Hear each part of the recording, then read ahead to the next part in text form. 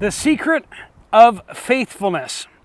We're going to be talking about how God loves those who are faithful. Those who don't just say they're going to do what is right, but rather they stand the test of time. Even in troubled times, they stay faithful. Behind me is a castle, the ruins of a castle. And here in Spain, this has a little sign down at the base of the hill down in town. But if you weren't kind of looking at Google Maps for a place to shoot a video, you probably wouldn't have noticed it. It's only because of that I did notice it. But these ruins, they've been here for a very, very long time. They've been faithful. Now, it's not what it once was, for sure. In Luke chapter 16, verse 10, Jesus says, "Whoever is faithful with very little is also faithful in much. And whoever is unrighteous in very little is also unrighteous in much." So if you have not been faithful with worldly wealth, who will trust you with what is genuine? And if you have not been faithful with what belongs to someone else, who will give you what is your own? No servant can serve two masters, since either he will hate one and love the other, or he will be devoted to one and despise the other. You cannot serve both God and money. Now, in that passage, he's specifically talking about being faithful with our resources, our money, but it goes with so much of life, is this need for us to be found faithful. Now, I'm walking 500 miles on this trail through Spain, but I can't help but see so many buildings, castles, things that are, especially the churches, they're just old. They got a church down here that has like eagles nesting on the roof, and it just seems like they just can't get up that far because they're just way up there. We got bells gonging. You're like, that sounds like somebody's hitting a metal sheet with a hammer. But then I start thinking about how those bells are probably older than the United States of America, and gives you a little more sense of appreciation. But are we like that? Are we faithful? Are we steady and true? Do we follow through on the things that we say that we will do? Do we follow through on not doing the things that we say we won't do? Are we faithful people? Because God delights in faithful people. I'll give you another view of that town down there. Belorado. It's like a cross between Belgrade and Colorado, I guess. I don't know. Belorado. I'm mispronouncing that, I am sure. But riding out the hurricane here, at least trying to. So the remnants of the hurricane here.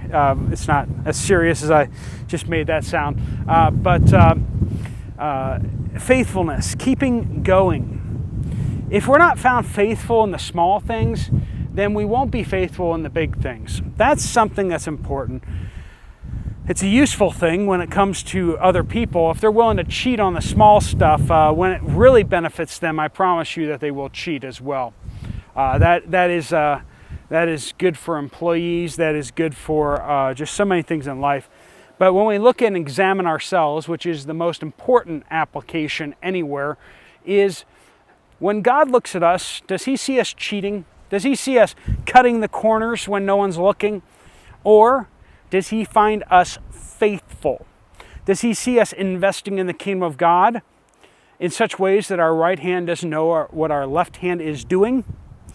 Do we always try to get the limelight on us and then do what is good? And then when the limelight's not on us, we're not doing what's good? Are we people of integrity? Faithful. It's faith, but it's being full of it, right? Not just partially, not just occasionally, but continuously and enduring, like these 11th century ruins. They look like rocks. They function like rocks, but they were put together by people? Are we building lasting, enduring things? Because when we look at who God is, He is unchangeable. He doesn't change this season to that season. He doesn't do things differently now when it's convenient and do things another way later when it's convenient to do them that way. God is who God is, and He wants us to be genuine, true, all the way through and through. There's one of the eagles or whatever that's nesting in the church bell tower. That faithfulness, I don't think we can underscore that enough, because it's truly a rare thing, isn't it? How many people really are genuine and really faithful these days?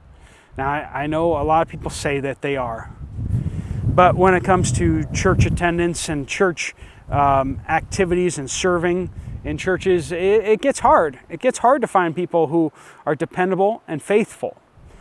When you're trying to accomplish missions and such, whether it's doing hurricane disaster relief or flood recovery, finding people who will not just say that they believe in the work, but rather will show up and do the work, and will keep pushing themselves, even when no one's looking. It's hard to find faithful people these days. But you and I can choose to be those people. We can't be everything that everyone wants us to be. But what we can be is what we've said we will be. We can follow through on our promises. Some people will always want us to make promises, and that's okay. We can't necessarily promise everybody everything, but what we can do is we can follow through on our promises. What promises have we made God? What commitments have we made? And will we follow through on those? Because if we're faithful with a little, you'll be surprised how God entrusts you with more and more. All right, friends, thanks so much for joining with me in these Poplar Bible studies as I hike along the Camino de Santiago. I have a little bit of time to think, and so these are some of the reflections that God has kind of laid on my heart. Thanks so much for watching. Steve Poplar of the Poplar Bible Studies. I will see you later.